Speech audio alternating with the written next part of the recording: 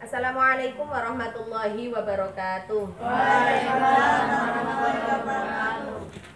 Marilah kita buka dengan membaca basmalah bersama-sama. Bismillahirrahmanirrahim. Terima kasih.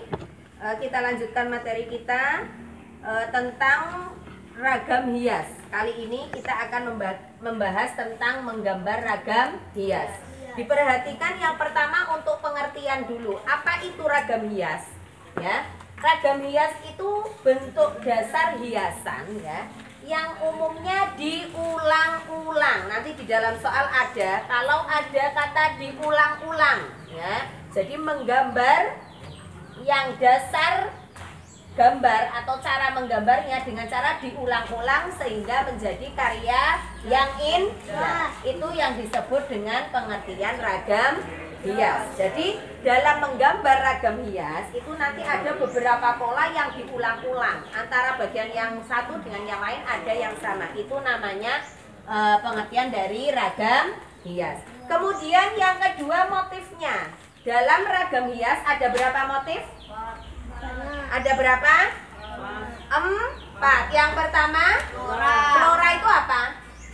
Flora itu tumbuhan. Jadi dalam menggambar ragam hias, objeknya yang digambar itu namanya apa? Objek. Objeknya itu flora, boleh itu tumbuhan. Yang kedua fauna. Fauna itu apa? Hewan. Jadi objek yang kita gambar berupa hewan. Yang ketiga ada figuratif. Apa itu figuratif?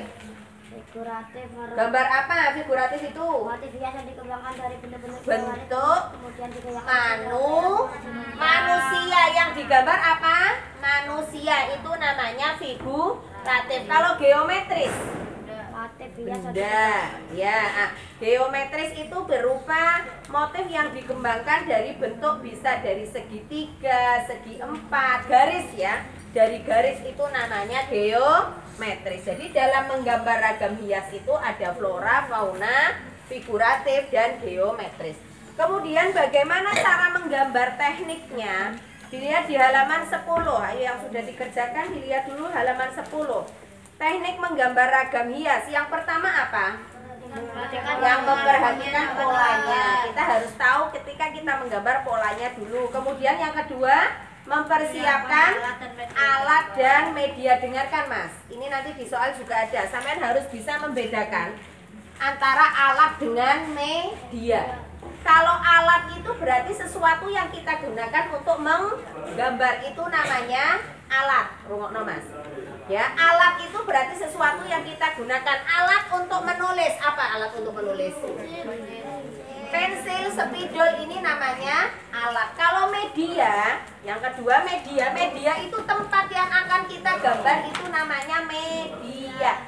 Dalam menulis, medianya ya papan tulis, itu namanya media. Alatnya spidol. Jadi dalam menggambar kita tentukan dulu alatnya, kita siapkan alatnya, kita siapkan medianya.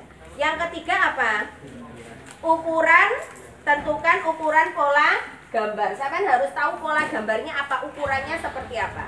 Yang keempat, membuat sketsa. Sketsa itu apa Mas Teguh? Sketsa dalam menggambar harus ada sketsa. Sketsa itu apa? Iya, garis tipis, menggambar tipis-tipis sketsa. Yang kelima, buat bentuk yang sama, bidangnya sama. Setelah kita buat sketsa, buat bidang yang sama, dipertebal. Yang terakhir mewarnai. Itu dalam menggambar ragam hias. Jadi yang pertama harus tahu apa yang akan kita gambar, siapkan alatnya, ukurannya, kemudian membuat sketsa. Setelah itu kita tebali, kita perjelas. Setelah itu terakhir kita beri warna pada gambar ya, itu ya. Kemudian ini untuk contoh-contohnya ragam hias.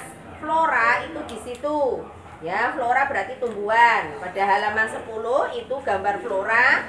Kemudian gambar fauna ya berarti hewan yang kita gambar. Kemudian yang ketiga ada gambar geometris ya. Geometris itu di halaman 11 itu ada segitiga ya, ini ya, itu untuk contoh geometris. Dan yang keempat figuratif, yang digambar adalah manusia, itu figuratif.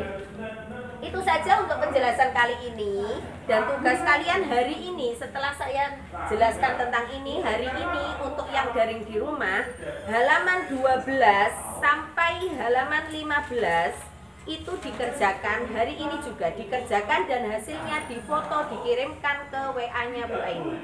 Sekali lagi untuk yang daring, jadi hari ini setelah saya jelaskan ini silahkan dikerjakan di jam ini, dikerjakan halaman 12 sampai 15 dan hasilnya difoto, dikirimkan ke Bu Ainun untuk penilaian. Bagi siapa yang tidak mengirimkan berarti tidak dapat nilai, karena ini untuk nilai bab 1. Itu saja, mudah-mudahan bermanfaat, silahkan dikerjakan. Sekali lagi jangan lupa dikirimkan untuk nilai. Kita akhiri dengan bersama-sama membaca hamdalah dulu. Alhamdulillahirabbil alamin.